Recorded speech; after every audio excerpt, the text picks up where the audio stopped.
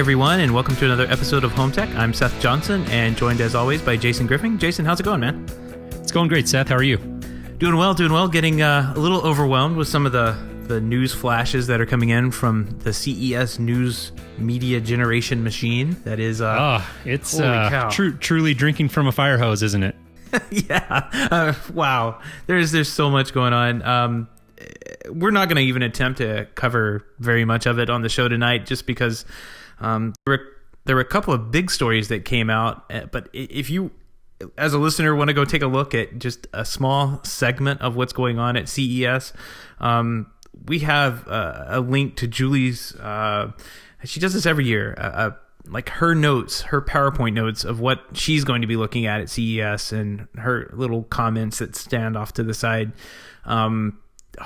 And it's what 102 page PowerPoint that she did. Yeah, Julie Jacobson over at CE Pro, and I think this was not her first one. I think maybe the second time she's done this, if I read this correctly. It's a very comprehensive PowerPoint in the form of a PDF, and wow, I'm impressed. That had to be a lot of work. And if you want proof that CES is an overwhelming thing to digest, I would say look no further than the 102 page PowerPoint. Very impressive. Yeah, and there's interesting things in there that we're going to see play out over the next week. I mean, there's already a story floating around about Control4 integrating with Ford vehicles, which should be interesting. I'm kind of curious as to what that means. Catching wind of that. I caught wind of that as well, and it sounds very intriguing. I agree. But we'll kind of hold our tongues and just kind of cover some of the big stories that have come out.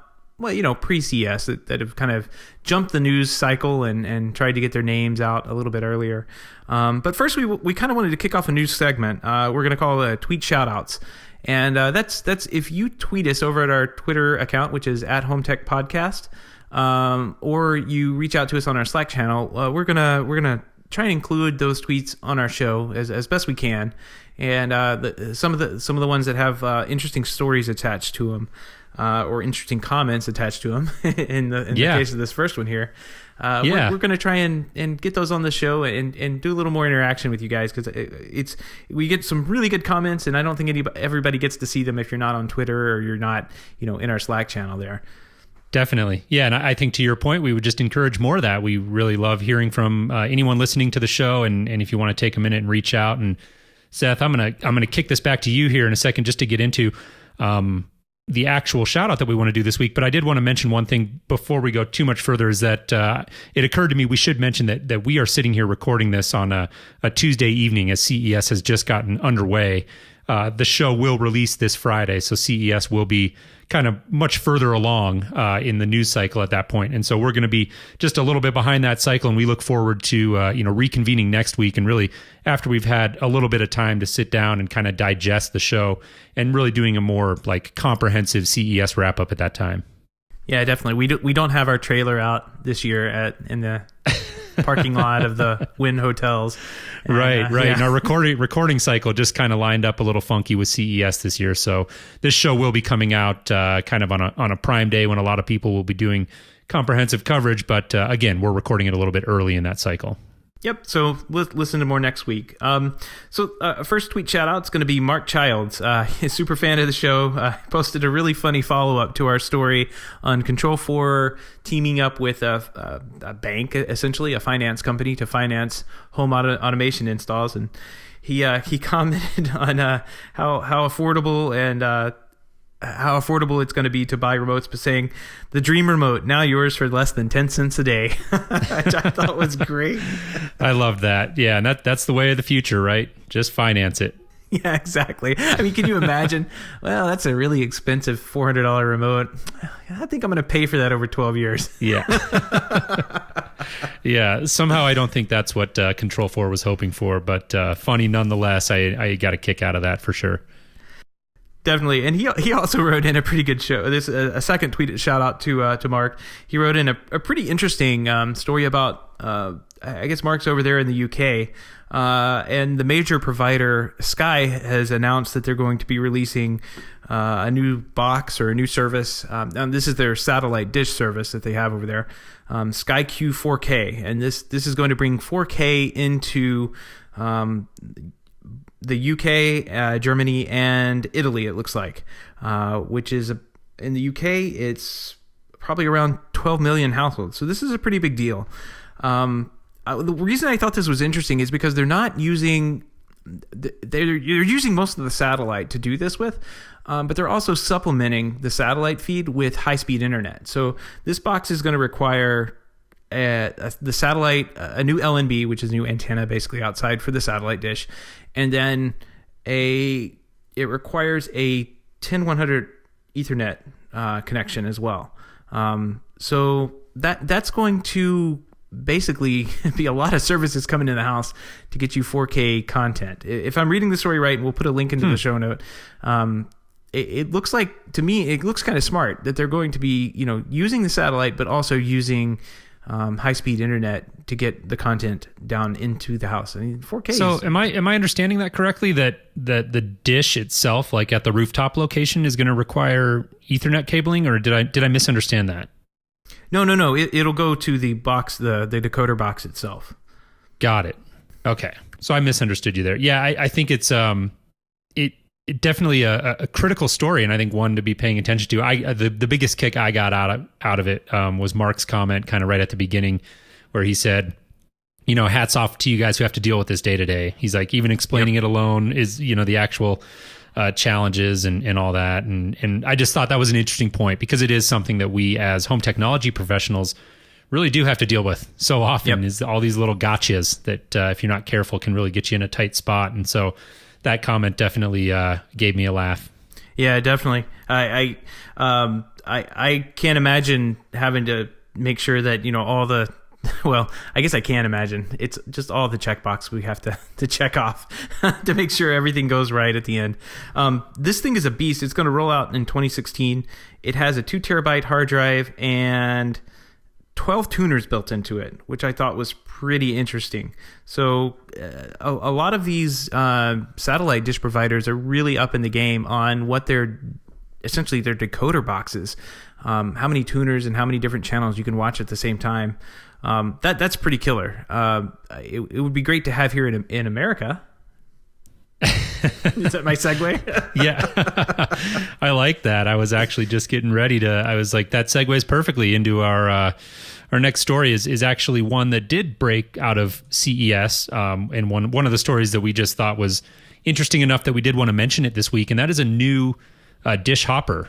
And it looks like a very impressive piece of hardware. And so this thing has a number of features about it that really make it compelling in and of, by their own right, but there's kind of one that's also, I would say, a bit of a game changer. I'll start with the fact that it's got 16 tuners, which is very impressive. I mean, typically we've been dealing with DVRs that have like 4, maybe 4 or 5, and that number's been bumping up gradually, but 16 tuners, I mean, holy cow.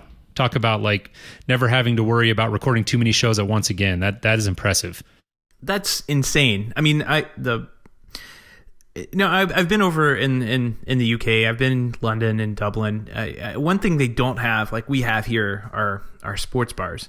So like the classic American bar here, we've got like 16 TVs in each bar. Each one of them has a separate decoder box and coax run over to it. With this thing, you could just set one box in for the entire sports bar, and it could cover. You could watch a different channel on each different TV. This is almost like a shot. Like this could kill video distribution for a lot of places. Yeah. That's the way I look at it. Yeah. Speaking of sports bars, they've got another feature built into this box that I think is pretty cool, and it'll split your TV into 4 separate screens. So it does that where you can watch 4 different channels on a single TV, which is really a neat feature, and it's one that in order for us to execute that sort of thing traditionally has required like a very expensive piece of external video hardware in order, and 4 different sources to feed into it in order to do that. And the fact that they've got this now built into this new dish box is really impressive. They've got a better search where they're integrating Netflix into kind of their universal search. And probably the biggest thing is a feature called Hopper Go. Now this is really, it's not like anything else that I've ever heard of. And what it boils down to is it's a great solution for, I envision myself using it as a young family, for instance, on a road trip. And what you get is a little hard drive that you can plug into the Hopper box, and you can download essentially everything that's on your DVR. And at that point, you can take it on the road. It becomes a little Wi-Fi hotspot that can connect up to 5 devices, and to my understanding, stream 5 different shows to those devices. So you could have your kids watching something in the back seat, and your wife could be watching something in the passenger seat, and on and on. So it's a pretty neat feature. I mean, I've never heard of anything else like that from another provider, and I can instantly just see the usefulness of something like that. Yeah, I'm sitting here looking at it. Okay, it's $100. That's not bad. Have you ever seen? There's a South Park episode where this one little character runs around and goes, "Simpsons did it" at every plot point. I have not seen that one. Okay, I'll have to put a link to it in the show notes. I'm sure it's on YouTube. So I'm gonna like be that character that goes, "TiVo did it," like, because I think like everything this thing has, like TiVo, has probably checked off in the past. What like the Hopper Go feature, that's really cool that it's a little hard drive, but the TiVo app, I can go on there and just hit download, and it downloads the shows it needs to my phone. My wife can go use her iPad and download shows from her. So I mean, it's really cool that's an extra thing, and I get that it makes like a little hotspot, and you don't have to take up storage on your iPad. That's pretty good. Yeah, I was gonna say like that to me is the biggest difference, is that the prior planning, I guess, required to think your way through. And it might not sound like a big deal, but again, for me as a parent of a 1-year-old, when you're trying to get out of the house on a road trip or something, it's one more thing you've got to remember is to kind of plan ahead and download some shows to keep the little one busy. And really, this is kind of cool because you can just sort of plug it into the box and let it sit there. It charges when you've got it plugged in. So it's just kind of charged and ready to go. And then when you're ready to head out the door, you just grab it. And like Julie Jacobson wrote the article here that I'm looking at, and I think she put it best. You just kind of grab it and you put your DVR in your pocket. You've got it on the go. And so I think that's pretty neat.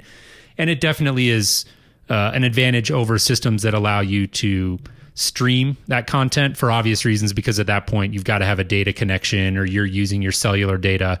And so this is its own little Wi-Fi hotspot. The content's all on that hard drive, gives you a lot of flexibility without, I would say, as much prior planning.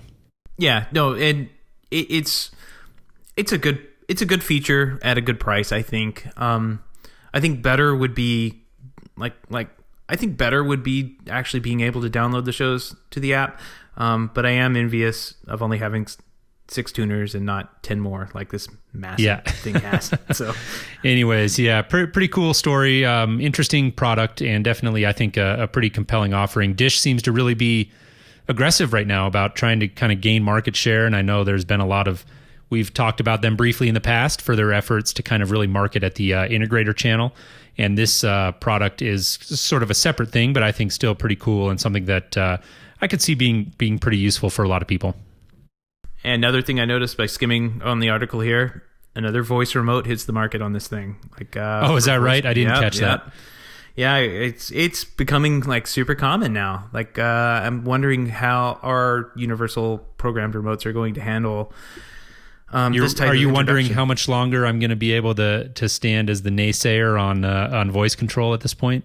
Yeah, well, I mean, so many people are doing it. It's gotta get better. It's always been my issue with voice control, is just that it's not good enough yet, and that you find yourself awkwardly repeating things and trying to like over enunciate everything, and it's just not to the point yet, in my opinion, where it's something that people are going to use day to day. But with as many people kind of getting into it as they are now, obviously improvement shouldn't be far off. Yeah, no, and my contention here is not so much that it doesn't work, and it'll probably will work later on, but like you said, so many people are doing this. So you have the Amazon Fire TV has a voice remote, you have the new Apple TV has a voice remote, this guy has a voice remote, Savant has a voice remote, but I don't see a voice remote API anywhere. Right.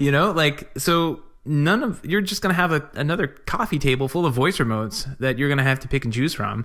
And none of them are going to help you actually operate the system more efficiently and smoothly. That's a great point. So, yeah, I mean, it would be really cool if Savant had or Control 4, whoever had a voice remote that actually tied into some unnamed service that the Hopper DVR was providing.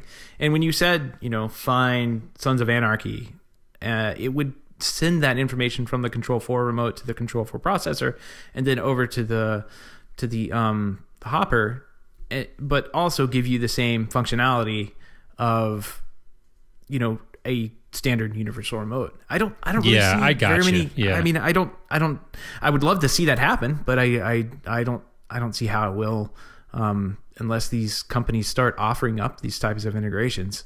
I think what you're talking about, is a whole kind of another layer on top of voice control. Maybe, if I'm understanding your point correctly, and it just like voice control as it stands right now is hard enough to get right. And so I think for companies to even think about opening up that sort of integration to where, a third party remote could tap into Dish's voice control mechanism, whatever it is that they're using, I think we're probably a pretty long ways off of that. Yeah. No, I worry about the coffee table. It's got to be empty. It's got to be clear. Got to have coffee on it. I'm with you. Well, speaking of remotes, this kind of gets us into one of the stories I did want to talk about. Again, another one that did come out of CES, and we wanted to touch on it because we don't. We think there's a couple of big stories here, and one actually broke before CES, and that's Samsung and their expansion of smart things control into the TV realm. And this is a very interesting story. It looks like they're really focusing on, as I think more companies are going to continue doing, focusing on the TV as being a potential kind of hub and gathering point. Hold on. Oh, I said the H word. Yes, you did. And it looks like millions of TVs are going to now have smart things hubs built into them. So better ring that bell. Special bell for this one. Listen up.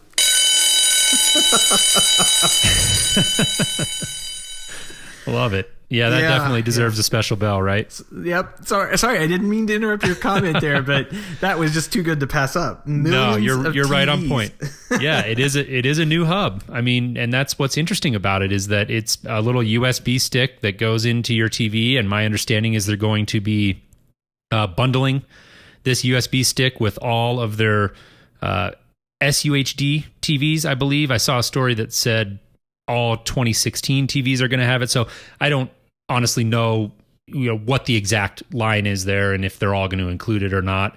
In any event, a lot of them will. And the whole idea behind this thing is that it will now make your TV into the kind of hub, command and control center for your smart things connected home. So an interesting move. Obviously, as with any story like this, the big question is how well will they be able to execute on it?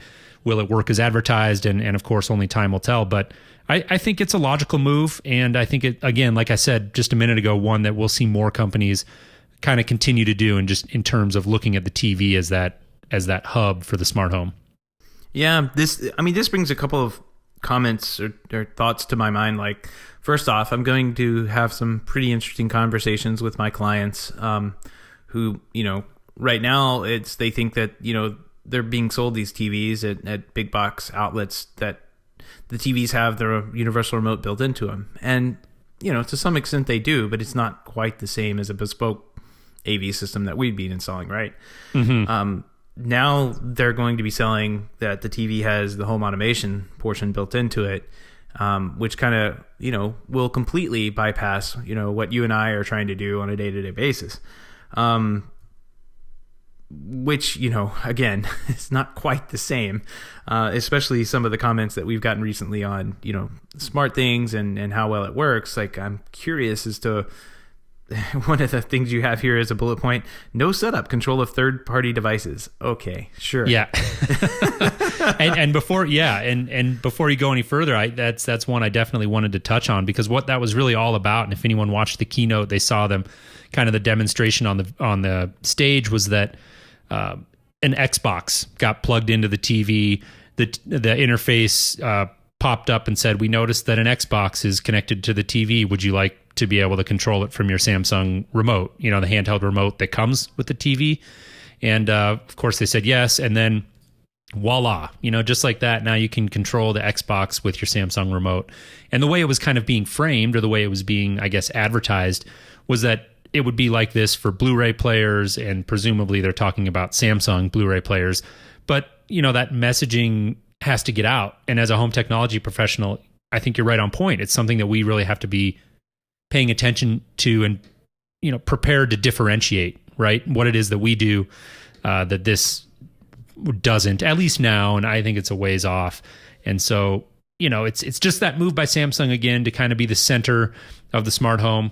And I just, it's always the question is how well it's going to work. But again, only time will tell. And it's like you said, it's our job to kind of understand why this is different and what the limitations are. Right. I'm not saying it's not going to work. I'm just saying it probably will work in a very controlled and set of circumstances and devices. It'll probably work just fine. Yep. And I think that the integration, that they were showing off, that sounds pretty cool. Like plugging in your TV and be able to control the Xbox. That's great. But I know how this stuff can kind of go off the rails, and when it does, it's not so much fun to get back and pick up all the pieces, especially if you're not like a technology person. Like this sounds great for somebody who's really technology oriented and wants to get into this kind of thing, like a power user again. But it doesn't sound like it's going to be for the vast majority of my clients here in Sarasota area, all retirement. Mm-hmm. I'm not sure about yours, but half these smart features that they're talking about, all of the smart features they're talking about, we turn off. Like as soon as we pull the TV out of the box, we just want to monitor. And we want it to look nice, and we don't really care about what smart junk it has inside. We just want it to look nice, have low latency, and have a beautiful picture on it. And that's what we're going for.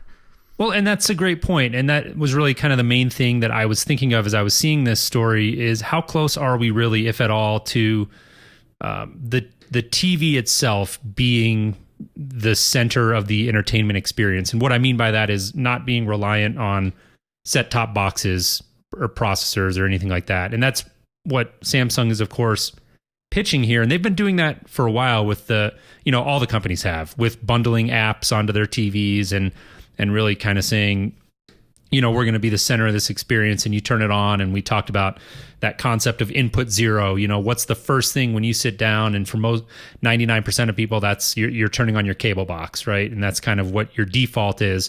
And companies are interested in becoming that default zero, or input zero rather, and controlling that whole experience. And to that point, Samsung was showing features, for instance, where they announced an integration with Time Warner Cable, to where the Time Warner Cable is now going to just stream directly into the Tizen operating system, which is Samsung's TV, smart TV operating system, eliminating essentially the need for an external set-top box.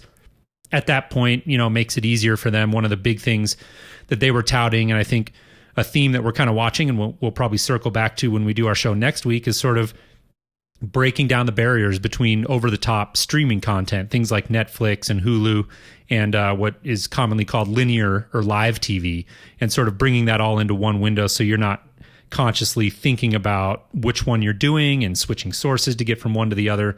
And so there's just a lot of nuance involved, and it's, I think, easy to get up and put together a glossy presentation about how this TV is going to change everything in entertainment, but I think we're still a ways off from that. It definitely is an interesting thought process to go down that road and think, okay, Time Warner Cable, what if that is just an app on my smart TV, just like Netflix, just like Hulu, just like Vudu? What does my cable subscription look like at that point? Do I just subscribe to ESPN and HBO, which is all I really need? It becomes very interesting when you think about what does Time Warner actually need to provide to me if they're not providing a box. They need to provide a working app and services into my house, and that's not very hard to do these days on these very advanced computers that you're getting in these TVs. Yeah. So yeah, it's a very interesting thought process to go down, and I keep poking holes in it. I sound like I'm poking holes in it, saying that it may not be ready. But if this thing is ready, as a smart technology provider, as an integration guy, if this works, I have no, if it works flawlessly, I have no problem. This being the best experience that I can give my customer. This is what I'm going to install.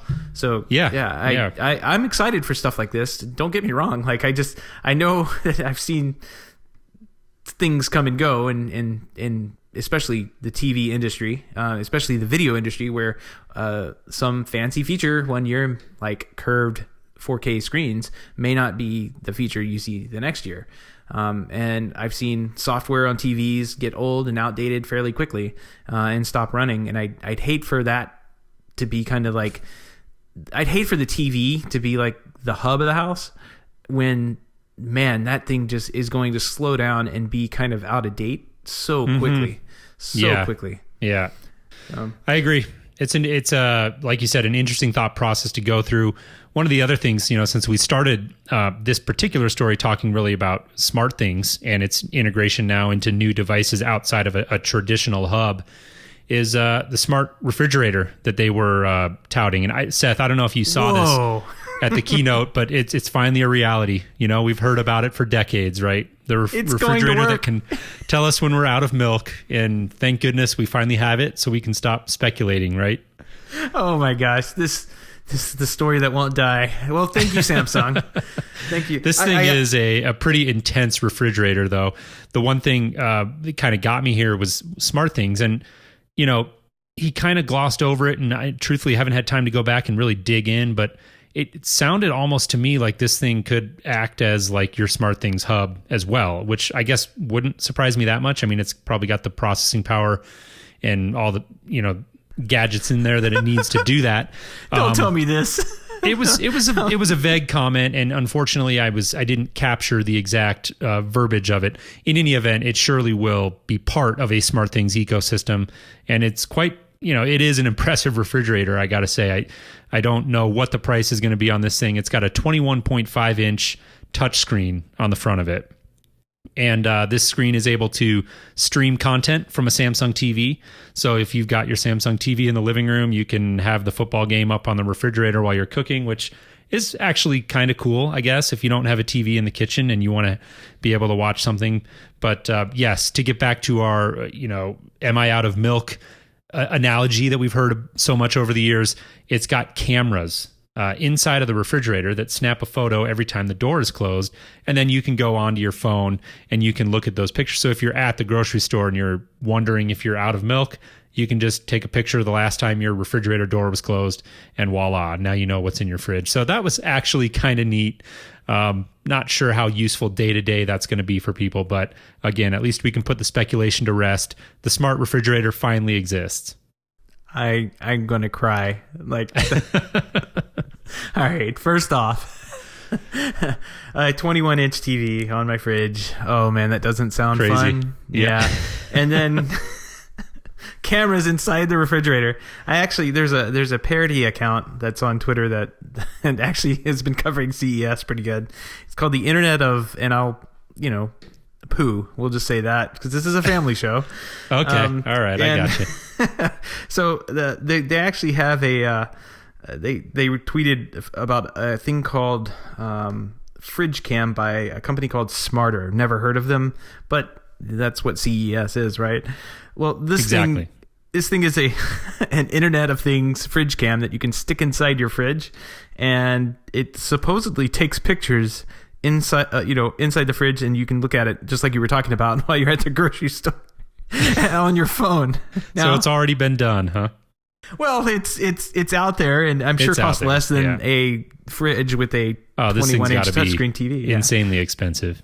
Yeah, but I gotta wonder, like, how well this would work. The only thing that goes through my head is I'm looking at this little thing, and I'll send you a link in the show notes here.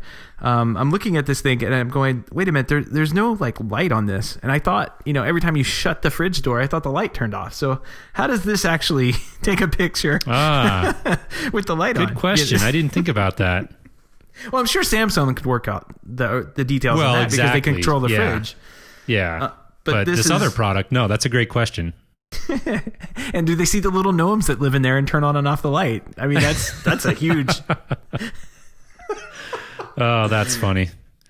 That's good. I hadn't heard of that one. You'll definitely have to include a link to that in the show notes with point us in the direction of that site. It sounds like a fun one to follow. I think enough about Samsung here for now. I do want to get into another story that kind of ties into that. And, it's LG. LG is another major company, another home technology company, does appliances, TVs, so a ton of overlap, obviously, with Samsung. And they have also now thrown their hat into the hub ring. Seth, I don't know if you want to ring that bell. Yep, thank you. So they don't get the special bell because this is only one hub. Just one, not many. Not a lot of details available on this thing yet. It looks a lot like the Amazon Echo, though. I definitely noticed the form factor looked awfully familiar when I first saw it. Yeah, I guess if you see something that looks nice, you want to kind of, build something that looks familiar to people, I suppose. It's kind of what Samsung did with their phones, copying the iPhones. Yeah. We know that's a famous story.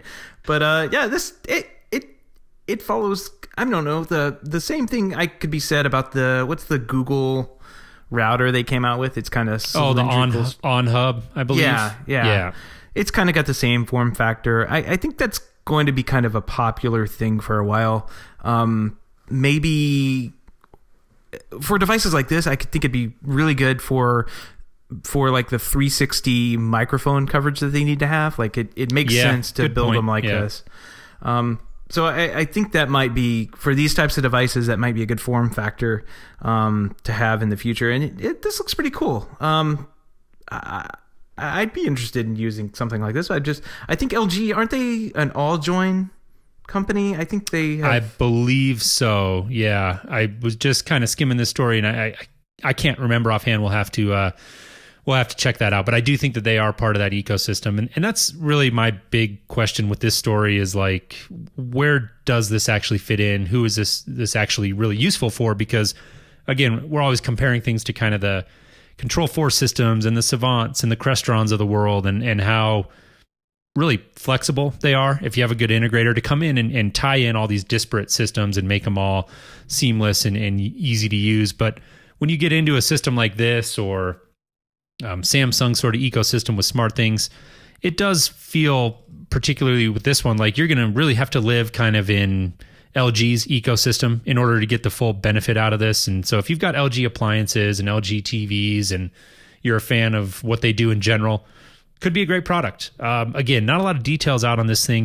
It does have Wi-Fi, of course, and I think I read Zigbee as well. So there is some potential for third-party integration, but always a question with large companies like this is how much resources are they really going to put behind having kind of an open platform, or do they have more of a vested interest in kind of getting you into that ecosystem, the LG ecosystem? Right. Yeah, it's hard to say. I do kind of remember talking about this earlier on, maybe towards the end of last year, that there were rumors coming out that LG was working on something like this. I do want to say that they're an all-join company. We'll have to look it up and put it in the show notes. But if they are all-join... They are. I just looked. Okay, yeah. So it would make sense. I don't know that you get completely stuck in the LG ecosystem, but they're kind of like, LG seems to be all in on all-join, but they seem to be kind of like one of the few that is. And I feel like everybody's kind of like finally staking it, have staked out, where they're going to live in the smart home. This feels late to the show, like late to the game on how I agree. How they want to control. So I don't know. And all join in general seems kind of late. Like it seems. Yeah, I was going to say. I mean, they're all joined. So in theory, that it's another protocol that's really all about interoperability. But haven't heard a lot from all join. Don't really know what's going on there. It's been pretty quiet, and so I don't think that is an automatic, right? It doesn't signify that really this is going to be a viable kind of open platform. But I imagine it'll be a low price product, probably in that $100 range or something like that. And does have a Bluetooth speaker in it. So of course, those are very easy for manufacturers to add in now. And so it will kind of have some functionality on its own right, where it doesn't necessarily have to be part of a large ecosystem in order to make it useful. But my question with this device, like it's always been with Echo, is, how does it help me right now? Echo is an interesting product. We've talked a number of times about it. I know you've kind of gone back and forth a little bit in terms of your opinion of its usefulness. I do think when we had Mike Wolf on a few weeks ago for kind of our smart home holiday wrap-up fireside chat thing, he's big on what Amazon's doing, and that Echo obviously lives in that picture and part of what he's excited about. And I do think it's viable. And like you said, devices like this in this sort of form factor that you can put out, they have that 360 microphone, they're always listening, are really going to start to pave the way for more voice control. And I think there's viability there. But like you said, LG just feels kind of late to the party on this one. Yeah. I mean, there's a couple of like late to the party stories that we're going to cover one in a minute. But I mean, I saw Mark Zuckerberg had made a comment. I think another tweet shout out. I'll have to look out who sent that in. But Mark Zuckerberg, the CEO of Facebook, said Facebook's going to be moving into the home automation space in the future. Saw that. Yeah, it's kind of... you knew it was only a matter of time, right? Well, yeah. I mean... in some you fashion spend all your time another on the Facebook website anyway, so you may as well, just have a Facebook home. Exactly. So, go ahead, Seth. So yeah, I mean, it's like you said, late to the game. I think it has legs because LG is a pretty big company. I mean, we think of them as kind of an appliance company and TV company here in the States, but I mean, they're rather large. They're it's like Samsung, and these two guys going head to head. These are two very large manufacturers that have a very deep large pockets. reach. Yeah, deep pockets, but they also like cover a lot of verticals. So like LG and Samsung both make washer and dryers. So there's no reason that Samsung couldn't come out with a SmartThings washer and dryer, and LG couldn't come out with a same thing, an all join or an LG based what do they call their Smart Link, Smart Think. They couldn't come out with that, and it'd be great because I run into this all the time. The laundry stops and I forget that I have a load of wet socks in the washer, and 2 days later I open up and say, oh man, I get to wash this again. It'd be great if something notified me. But those types of appliances that these two companies make, and in fact, mine is an LG washer and dryer, those aren't smart appliances. And I think it's good to have these guys interested in the smart home because maybe it'll filter out to some of their other product lines. Yeah. Well, and to your point, I was just recalling this, and I did a quick search as you were talking, and there was a story back in August of last year about the Smart Think line, and they had these little sensors, and it was like a circular device, and you could attach it to a home appliance. They mentioned specifically like a washing machine, and at that point could sense feedback, like the vibration of the washing machine, and basically make it, to a certain extent anyways, make kind of dumb appliances smarter. I don't know. I kind of lost track of that story. I remember seeing it pop across my radar this summer, and we'll probably see more news about that at CES. We'll be interested to see. And again, like you said, they've got a lot of verticals. They got their hands in a lot of different things. And obviously, if you're going to get the full benefit out of having LG appliances with this device, but it looks like they're thinking towards, obviously making it cheaper and more affordable for people to enter into this ecosystem without having to go whole hog and go buy a new washer and dryer. Right. Yeah, exactly. So, well, speaking of coming late to the game, it looks like the Wi-Fi Alliance, the people who bring you Wi-Fi and wireless internet, have decided to come out with a standard for the Internet of Things called Wi-Fi Halo. Yeah, no, and I think we may consider ringing a bell here, Seth. I think we used to ring it for new protocols. I mean, didn't you can't be convinced. That's right, fine. So, they're not even certifying until 2018. So this is not just late to the news cycle, but very late to the party.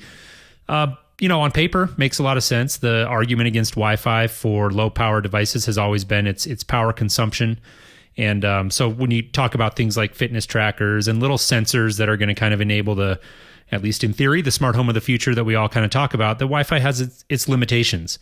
And this Wi-Fi Halo, spelled HALOW, is an answer to that. And they don't name Bluetooth specifically in kind of their press release or any of the coverage of it that I've seen, but very obviously aimed squarely at being kind of Wi-Fi's answer to Bluetooth, which appears to be gaining a lot of momentum.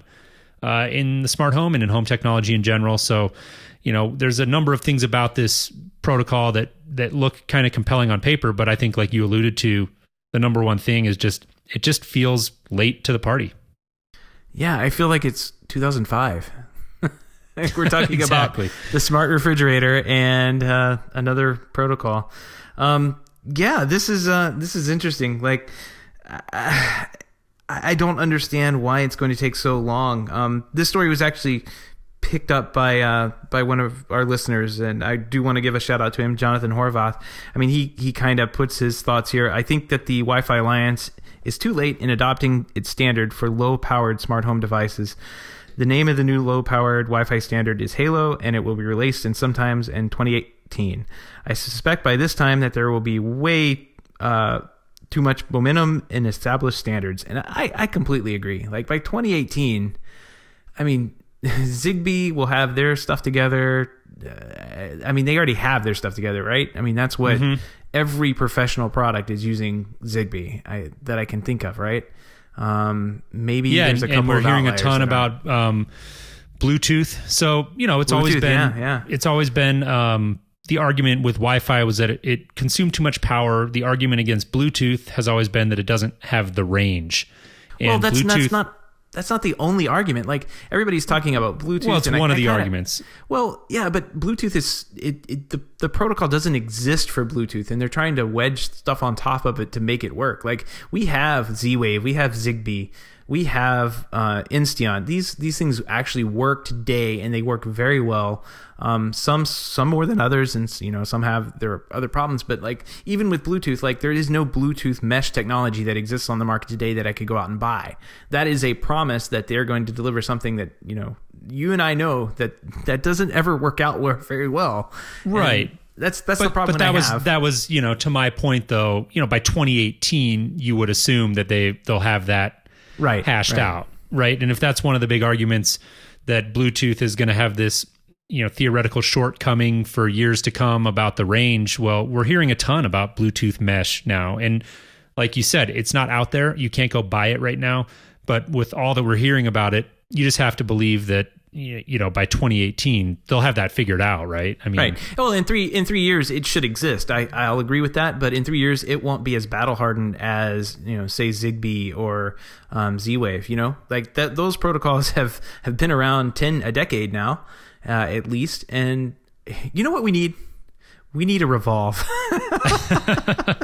We need a Revolve hub that just takes care of all these problems. Exactly. Oh, man. It's a good point. Mess. And I think that to your point, one of the things that we get so hung up on, and we've talked about this before, is there's all these conversations always going on about there's too many standards and things aren't going to ever be interoperable because we have too many protocols and too many standards and on and on and on. But I think that we do get a little bit too hung up on that. And there are plenty of ways to work around that for really hardy users that are determined to make things work together. There's always a gateway.